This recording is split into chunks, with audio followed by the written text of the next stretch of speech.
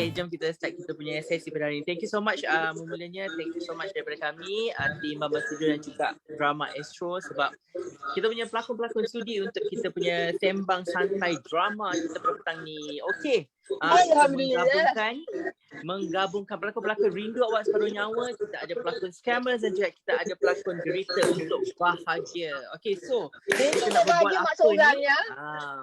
Tengoklah, kita ada Siti Saleha, kita ada Abang Syukri Yahya, kita ada Fizo, kita ada Fizo Omar, kita ada Azhar Azmi, kita ada J. Iswazi dan juga kita ada Kamal. Fizo.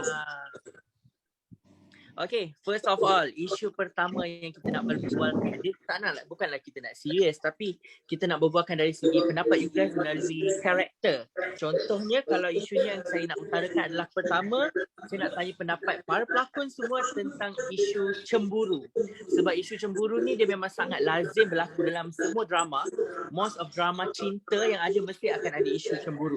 Sama ada cemburu itu baik ataupun cemburu dari segi tak baik. Contoh dari segi karakter, Abang Syuk, macam mana Nas cemburu dengan Abang Fizo dekat dalam cerita ni dengan watak ideal tu. Macam mana Kak Fasha dia boleh jealous dengan watak Kak Saleha dalam scammer. So saya nak tanya pendapat you guys semua tentang macam mana cemburu yang baik, yang sihat dan juga cemburu yang tidak sihat. Okey, siapa nak jawab dulu? Apa sebab bunyi bising? Asal bising Mak aku je bunyi bising. Bunyi macam bising sangat. Siapa punya? Hello. J. Iswazi. Dia dah mute kan dah? J masak tau. Dia buat dalgona. Ya, okey, dah betul. Okey, so kita sambung balik. Isu, kalau kita katakan isu cemburu memang lazim ada dalam drama-drama cinta. So saya tanya dululah pada Kak Siti Saleha. Angin kuat sangat Fizo, kau tepi laut. Angin kuat sangat. Angin tu kuat. Kau cuba masuk rumah. So kita nak tanya Kak Saleha dulu. Okey, macam mana Kak Saleha rasa sebagai watak Amy yang mewujudkan rasa cemburu daripada watak Amy tu, dia buat cemburu kepada Kak Fasha dan juga Kamal dalam cerita tu. The scene is everyday life kan, ada dalam setiap hubungan. Cameron pun ada hubungan love triangle, Amy, Joe dengan Lisa. So Joe dengan Amy diorang kerja sama-sama, tapi little does Misa know Amy ni ex-lover. So of course sebanyak akan timbul jealousy tu, tapi because Joe ni dia tak confront, tak honest dalam relationship kan, dia macam lebih boleh so itu yang timbul jealousy. Kalau memang then there's no problem with jealousy, tapi like I said, benda ni dalam mana-mana hubungan there will always be miscommunication kan. So benda ni for me normal, dan I taklah bezakan jealous yang baik buruk. I rasa jealous ni something negative for me, tapi with having good communication and loyal and honesty, I agree. Wah, Honesty. Honesty. Fizo tak main ke aku ni? Dah pelamin dah pula. Kahwin pun apa? Okay, agree. Saya agree. Jangan siapa tak ada agree. Masalah. Awak kahwin dengan siapa tu, Kamal? Ni kan bukan pelamin kita ke? Ada album Pelamin Anganku Musnah. Bukan, belum. Belum ya? Alhamdulillah belum lagi, jangan musnah. Belum, sebab pelamin tak sempat lagi nak dipasang. Belum lagi. Pelamin tak sempat dipasang. So macam mana nak musnah? Apa je? PKP belum pasang apa je? lagi. Kau cuba cakap apa je, orang tak faham. Kau cakap apa? Okay, boleh tak kita cakap pasal appreciation fans terhadap drama korang? Boleh. Lihat how Kita nak pilih siapa dulu? Kopi? Drama kita tengah shoot sekarang ni, Rindu Scammer Separuh Nyawa ni memang hit ni. Termasuk derita tu. Halo. Dia dah bagi kita semua, senang.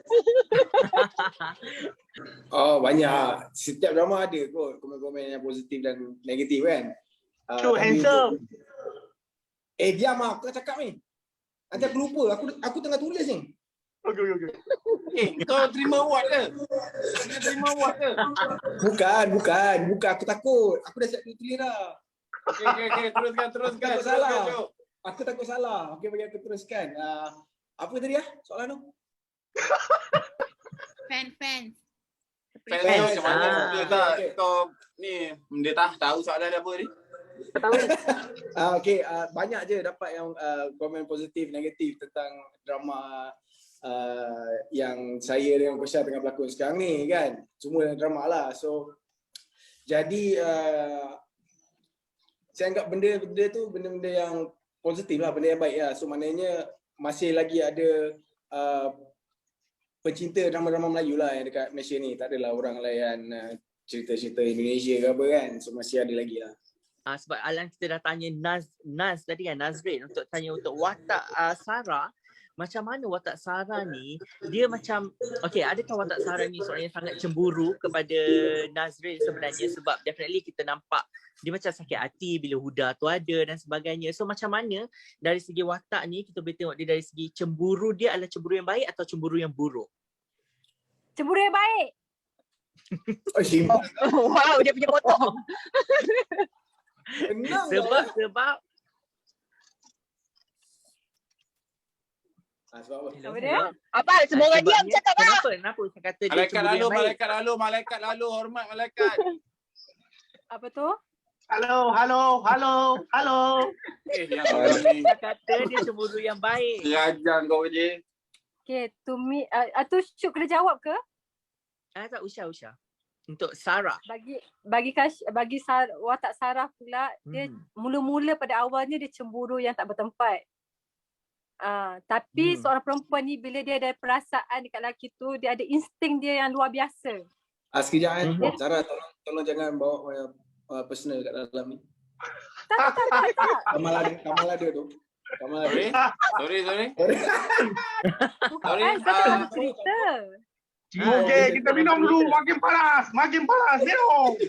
Kejap. Aku nak campur sikit. Aku dengan Syukri syuting 7 bulan duk berebut si Kasim Sarah ni. Last time dapat rakaman, tak ada kaitan pun dengan drama. Semua lah dapat. Tahu-tahu kau pergi sayang, kau pergi propose atas stage apa benda Perempuan tu. suka laki scammer. Kau kena ingat. Perempuan. Gaduh. Perempuan. Apa lagi?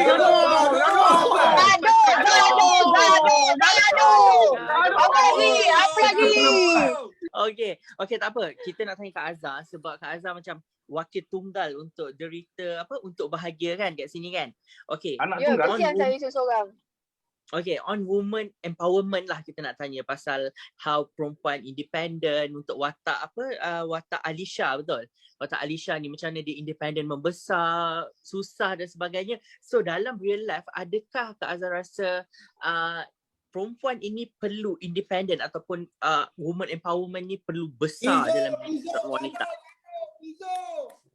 Aku terjajang. Izo jawab, Izo. I don't Pernah need minta, Izo? anything. Yes, perempuan memang perlu kuat, perlu independent. If anything happen dengan perempuan, kita perempuan orang yang Allah. kuat and we can do anything. macam Apa korang dia ingat raya perempuan lah. ni lembik? Ya, merdeka. Merdeka. Ada. Merdeka. 2021, okay? Diam je. Okey. Je tak boleh, je kena ikat, je dah kena ikat. Tak boleh, je kena ikat lah. Awak tanya J. Kau mau Ya. masuk Nasli ke? Mana J? J. Okey. Soalan yang sama juga apa yang telah direspon oleh Azhar Azmi sebentar tadi. So adakah dia rasa seorang perempuan itu betul-betul perlu sangat independent ataupun empowerment woman dia kena besar? So adakah dia akan efek pada lelaki especially dalam perhubungan? Okey, isu independen dengan dalam perhubungan. Bagi saya, independen perlu, tetapi dalam perhubungan kalau ada perkataan sangat, tak boleh lah. Kan? Sebab kita perlu each other. Kalau tak perlu each other, tu yang saya ada sangat tu. Jadi bagi saya, dia tidak boleh sangat. Dia perlu ada independen sebab kalau tak independen dah akan menyusahkan pasangan. Tapi untuk memberi pasangan bahagia, insya-Allah janganlah perlu sangat. Okey, perlu pernah ada tetapi jangan sangat. Okey, sekian, terima kasih. Wah, pendek je. YBK. Okey. Kenapa kita bawa isu independen ni? Sebab kalau tengok dalam setiap heroin cerita yang ada ni, RASN, scammers, cerita untuk bahagia, watak-watak wanita dia sebenarnya adalah watak-watak yang kuat. Macam kita tengok RASN, Sarah macam mana dia kena tinggal lah, kena bully lah dengan tu, nak makan bubur durian tak dapat, betul sikit hati, tapi dia mampu untuk berdiri. Sama macam watak Amy, kita tengok watak Amy dalam scammers, dia berdiri seorang dan dia siap boleh atur-aturkan, dia good strategist lah. So that's why kita tanya how pentingnya independent woman ni dalam hidup. Okey, untuk Abang Fizo. Tapi nak tambah? Fizo. Siapa jawab? Silakan je. Okey, cepat tapi- lagi. Okey, saya cakap laju. Okey, tapi korang boleh lihat, penonton melihat di mana apabila terlalu sangat, di mana kasih sayang tu, akhirnya si Amy akan rasa lonely juga. Si yang satu lagi pun akan rasa benda tak best juga sebab apa? Tidak ada kasih sayang. Itu penting. Dia kena Betul ada ke partner. Amy lonely dan cerita ni? Yeah, so lonely. Hello, dia banyak skandal, okay? Wow. Yes. Jawab. Fizo jawab. Sikit lagi dengan Fizo, boleh bagi komen sedikit? Pada saya, how independence as a woman but still they need a man in their life. Okay. Azhar. Siut je. Shoot, Nabil, kau shoot. Kau left je lah, balik pergi, tak payah di dalam ni, dekat dalam ni. Sekejap. Sebelum korang nak tanya soalan, Azhar ni suka hati dia tengah rentas negeri ke? Hello, brother.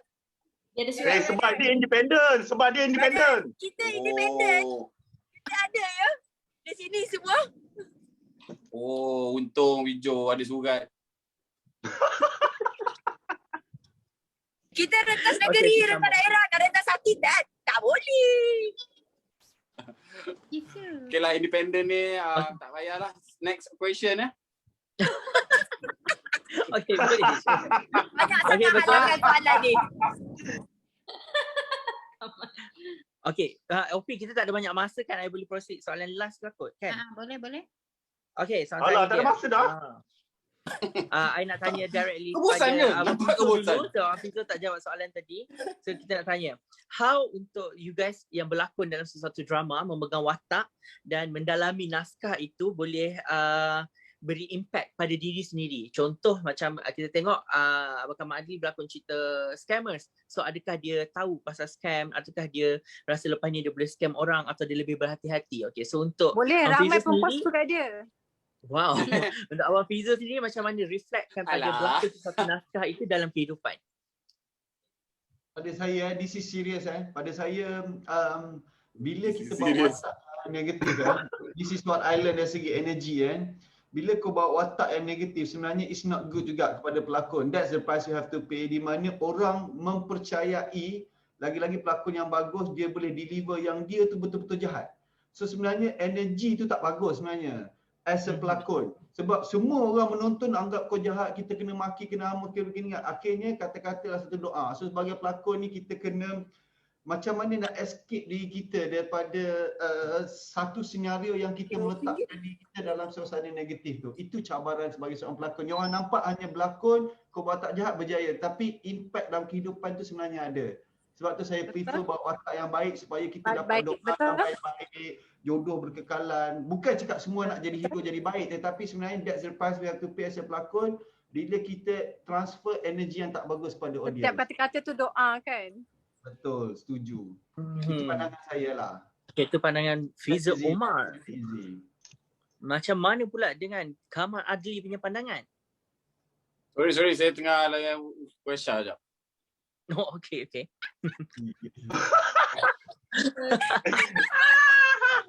Sekejap. Tengah video Hello mama. Aduh. Tak dengar. Soalan dia adalah macam mana watak yang dibawakan dalam sesebuah naskah itu boleh bagi impact pada kehidupan ataupun diri Kamal Adli. Contoh kalau jadi scammers ni belajar something apa, ataupun lepas ni apa impact dalam hidup untuk pegang sesuatu watak dalam sesuatu naskah tu. Okay, saya serius main-main tak, sebenarnya it's just memang kerja kita sebagai pelakon sebenarnya. Tapi benda-benda yang naskah kita dapat ni kita praktikkan, mana yang bagus, praktikkan tu bagus lah. Contoh-contoh kalau cerita-cerita cinta kita bawa kan. So macam mana nak jadi lelaki yang setia, lelaki yang melayan perempuan dengan baik, yang tidak curang apa semua. Jadi saya rasa kat situ bagus lah. Contoh macam dalam scammer ni, at least saya tahu macam mana cara orang menyekam orang. And then benda tu kita at least kita boleh cerita kat orang, kita boleh bagi tahu dekat orang benda ni. And bagi saya lah untuk Malaysia punya ni tak payah terlalu deep sangat lah berlakon kan. Sebab besok dah tukar watak lain dah. Sebab kita selalu orang offer 2 hari sebelum shoot. Back to back kan Kamal? Shoot back to back tak Jok? Ada jam lah. I selalu kena tunggu korang punya dates. Okay. Kak Salia boleh komen sikit? Can you repeat the question? Okay, boleh. Macam mana berlakon sesuatu drama itu memegang satu watak tu memberi impact dalam kehidupan harian? Okay, so for me, watak scammers ni dia banyak benda yang you boleh belajar kan. Like, ambil wataknya tak tahu macam mana you nak scam, apa dia punya procedure, apa yang dia boleh buat kan. So drama ni very educational lah. You boleh belajar banyak benda, and what you can take from this drama is berhati-hati lah. Tak semestinya lepas ni scammer kan. You just berhati-hati next time kalau you kena scam. So it's also good, like for me, sorry lah, siapa Fizo, I tak setuju dengan apa you cakap.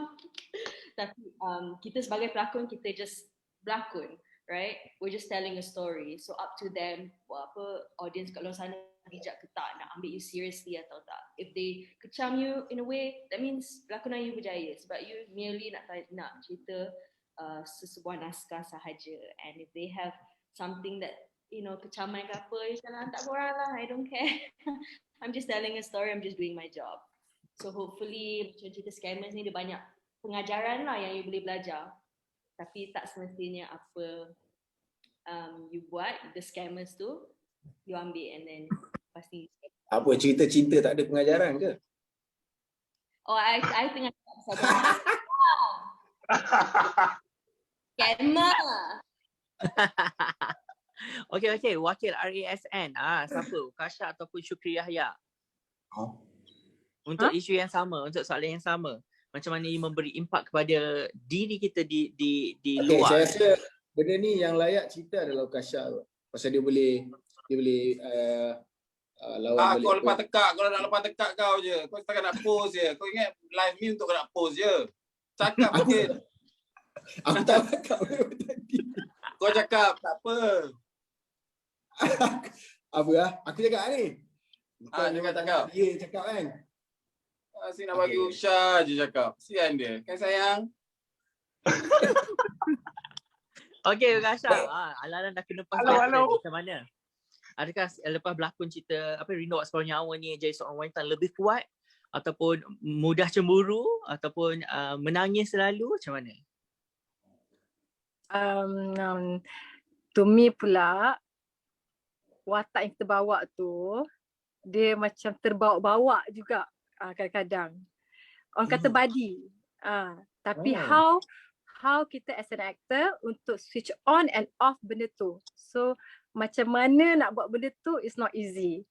So macam cerita Kasha ni penuh dengan kekecewaan, tapi benda ni keep orang untuk dia juga. So Kasha rasa benda ni impact kat Kasha jugalah. Dia jadi moody, dia akan jadi macam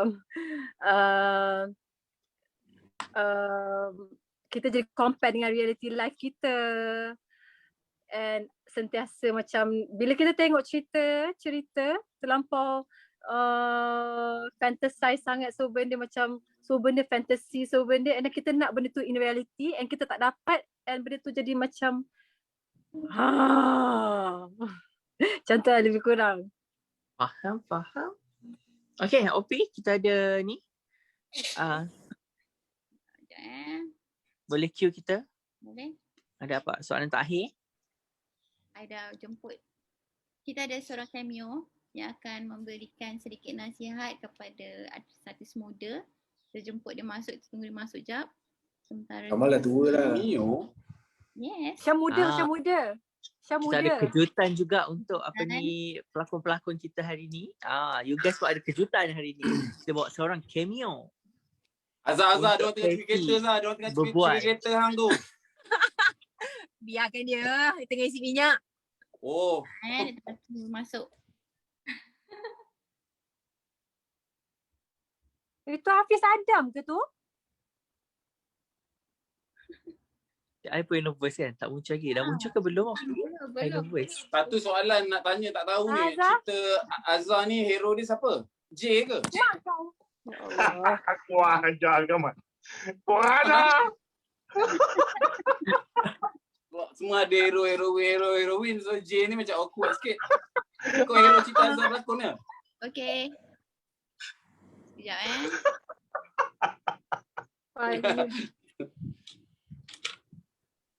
Okay, ini dia cameo kita. Assalamualaikum. Ambil search kita. Alhamdulillah. Amy Search. Amis. Ni bukan Amy Search ni. Ni Opri.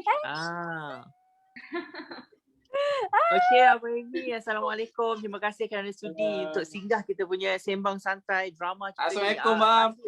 Piwit. Isabella. Piwit. Masa kejap. Baru nampak. Ya Allah. Boleh. Kita boleh tengok. Ada Kamal Adli, ada Azhar Azmi, ada Ukasha Sendros, ada Siti Saleha, ada Syukri Yahya, ada J. Iswazi dan juga Fiza Omar. OP pun ada Ada abang. Okey. Bang, saya nak minta nasihat. Macam mana nak dapat suara sedap bang? Macam mana suara sedap? Tak tahu lah dia. Benda tu gifted. Tak boleh sedap. Tak boleh tahu. Suara saya sedap bang. Tapi itulah. So, apa topik hari ni apa yang korang berbual tadi? Tadi panjang lebar. So untuk Abang Amy, kita nak tanya untuk minta pendapat dan juga nasihat untuk pelakon-pelakon baru yang ingin menyertai industri ataupun yang ingin biarkan nama dia kekal lama dalam industri. So boleh abang bagikan sedikit pendapat dan juga nasihat. Pendapat saya, dia jadi pelakon ni dia mesti ada a lot of discipline, dia mesti ada a lot of reference kan. Lagi apa? Dia kena ada very knowledgeable buat dalam dunia lakonan ni. What it's all about. Dunia lakonan ni dia punya ke mana arah dia nak tuju. So dia dah tahu setiap kali dia berikan satu plot tu dia yang penting seorang tu dia ada mesti dia punya passionate, very passionate, very strong, dan yang penting dia melihat kat mana ada ruang ataupun opportunity. That's very important.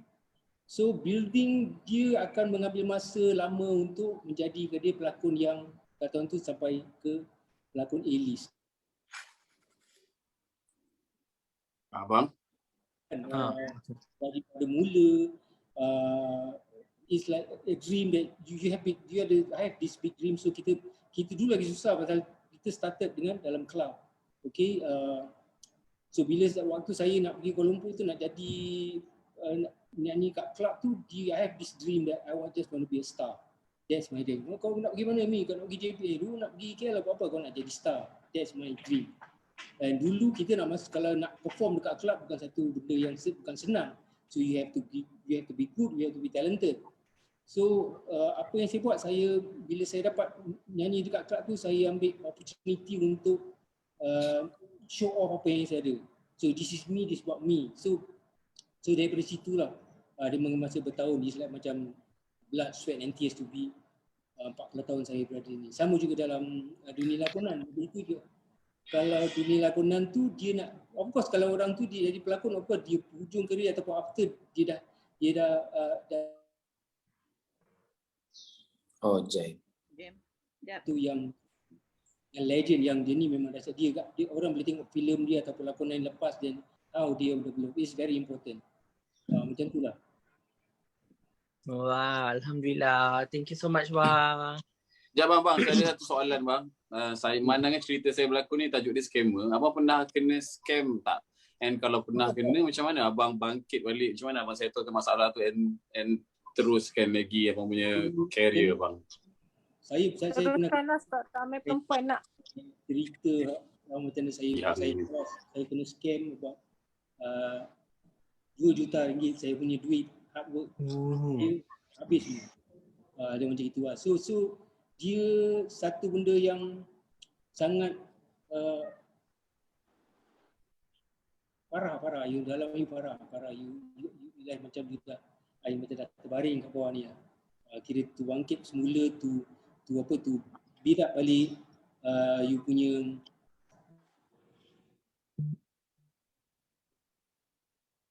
Gangguan lain. Jadi macam blur lah. You jadi dia bukan you jadi, dia affected banyak benda. You punya nyanyian affected, you apa semua affected. You tak boleh fikir apa. So you macam benda tu macam mana benda tu berlaku, you tak boleh lupa. So sampai sorry my wife cakap you just let it go. It's not yours. So I let go, then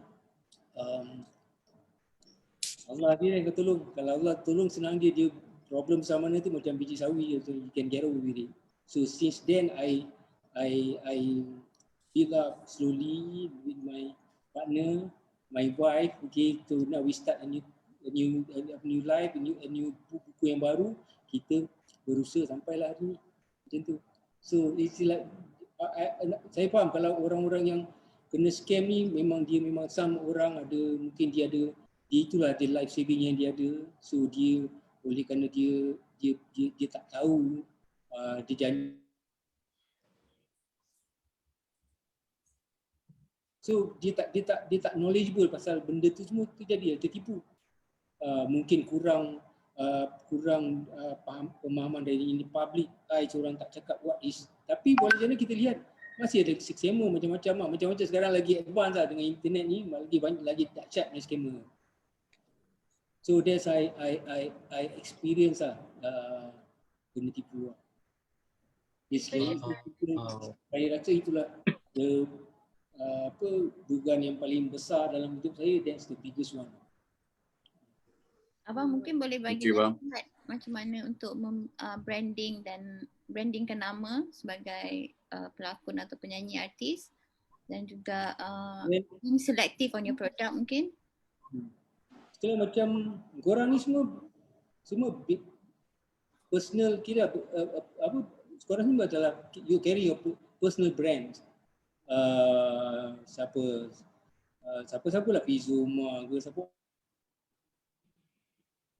J Iswazi. So you all muncul dalam keadaan dengan keadaan media sosial. Pasal brand ni kita carry brand. Okay, jadi penyanyi kita actually kita bawa kita punya branding, kita punya brand. So it's how kita kena tahu kita ni brand kita apa itu kita ni branding.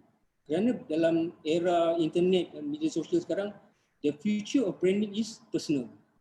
Dia siapa-siapa boleh.